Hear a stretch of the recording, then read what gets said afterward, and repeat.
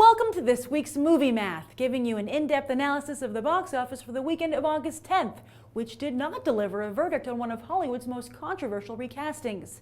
Yes, as I noted on Friday, Matt Damon had bowed out of the fourth Bourne flick due to loyalty to previous Bourne director Paul Greengrass, as well as hatred for Bourne scripter and new director Tony Gilroy. So Universal made the gutsy move of going ahead without him and putting the untested Jeremy Renner in the spotlight. So all of Hollywood was indeed eager to see if a movie star could derail a franchise or if a studio could leave a movie star in the dust. And after the Bourne Legacy's debut weekend, we still don't know. The cold hard facts are that the Bourne Legacy opened at #1 with about 40 million, which is more than the Bourne Identity debuted with back in 2002, but notably less than the debuts of the last two Bourne movies. However, it is a huge surge for Renner, whose last starring role, and pretty much only starring role, made less than half that in its entire run. And Damon, well, he hasn't had an opening this big since the last Bourne. Now, beyond the cold hard facts, we begin to speculate. The Aurora shooting is still keeping people from going to late night showings, which would have been big for a movie like The Bourne Legacy, and the Olympics were still going on. But on the flip side, audiences aren't exactly loving this new Bourne, earning an 8 here on BTT and a B from CinemaScore. And with the Expendables 2 coming out this weekend and Premium Rush the following weekend, just how far can Aaron Cross's military roided up legs carry him at the box office? Speaking of Aaron Cross, is he a new fan favorite, or is the Bourne franchise itself doing all the heavy lifting? Obviously, Bond and Batman have had no problem recasting their iconic leads, but Superman not so much so far. And trying to pass the baton from one Jones to the next didn't go over so well with audiences, while X-Men First Class didn't perform nearly as well as the other X-flicks.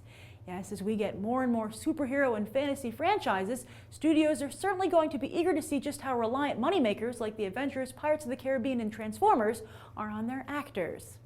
As I also pointed out on Friday, Will Ferrell's career has been marked by highs and lows, and it looks like The Campaign is one of his highs. Opening at around 27 million, that puts it in league with the debuts of his past high points, Step Brothers and Anchorman.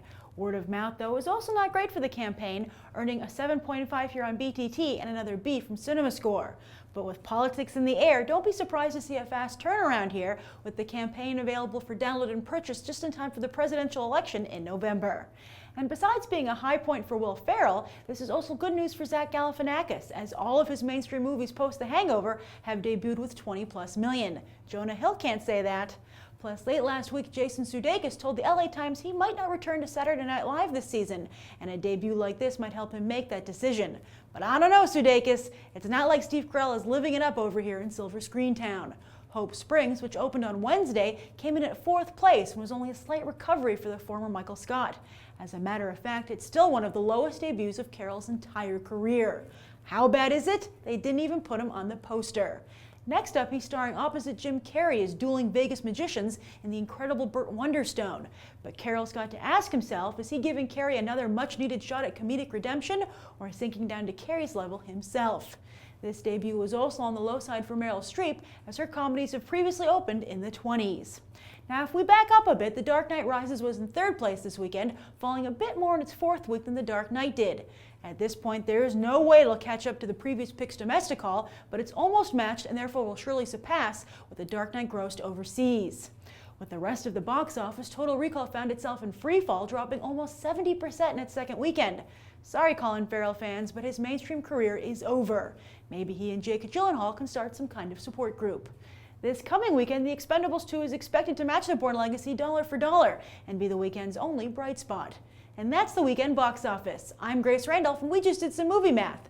As always, thanks for watching, and I hope you'll go beyond the trailer for these other top movies.